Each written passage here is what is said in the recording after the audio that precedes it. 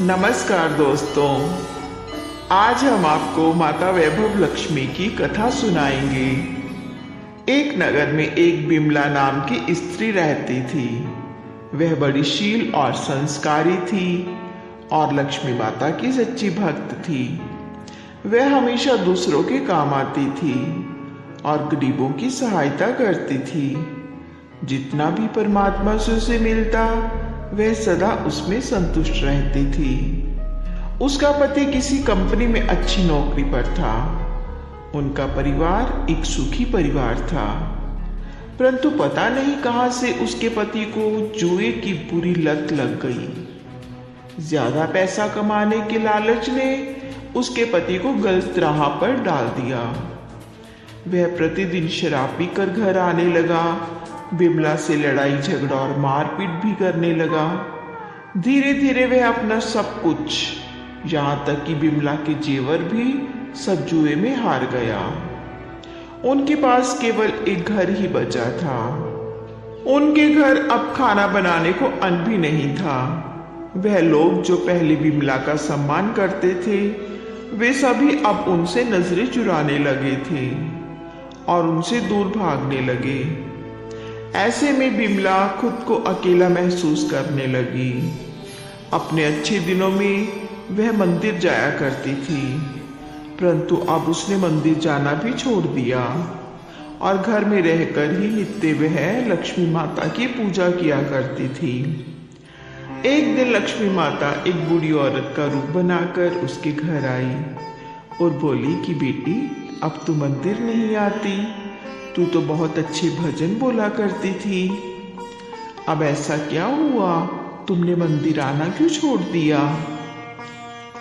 बुढ़िया की स्नेह भरी बातें सुनकर बिमला के सब्र का बांध टूट गया और वह मां जी के गले लगकर फूट फूट कर रोने लगी और उसने अपने घर का सारा हाल मां जी को बता दिया।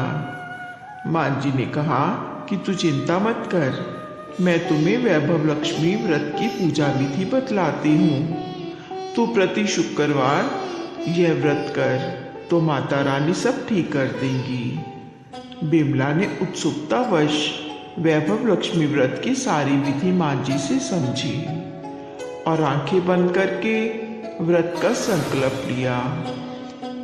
जब उसने आंखें खोली तो सामने वह मां जी नहीं थी। वह समझ गई कि वह स्वयं मां लक्ष्मी ही थी। उस रात बिमला प्रसन्न मन से सोई। अगले दिन शुक्रवार था। बिमला सुबह जल्दी उठकर नहा धोकर स्वच्छ कपड़े पहन मां जी की बताई हुई विधि से व्रत किया। उसने वैभव लक्ष्मी की कथा कही और भोग लगाया। शाम को जब उसका पति घर वापिस आया तो उसने अपने पति को मां वैभव लक्ष्मी का प्रसाद दिया। प्रसाद ग्रहण करते ही उसके पति के स्वभाव में कुछ बदलाव आया। उस दिन उसने बिमला के साथ कोई मारपीट भी नहीं की और ना ही उसके साथ कोई लड़ाई झगड़ा किया। वह शांति से खाना खाकर सो गया। यह देखकर बिमला का विश्वास और भी पक्का हो गया। इस तरह उसने 21 शुक्रवार पूरे किए। 21वें शुक्रवार को उद्यापन किया और 7 सुहागिनों को भोजन कराया और उन्हें वैभव लक्ष्मी व्रत की एक एक पुस्तक भी दान में दी। अब तक उसका पति भी पूरी तरह से ठीक हो चुका था। वह पहले की तरह ही मेहनत करने लगा और धीरे धीरे उसने बिमला के गिरवी रखे हुए जेवर भी छुड़वा लिए। अब पहले की तरह उनके घर में सुख संपदा आ गई। बिमला ने मन ही मन माँ वैभव लक्ष्मी को धन्यवाद दिया। बोलिए माँ धन लक्ष्मी की जय।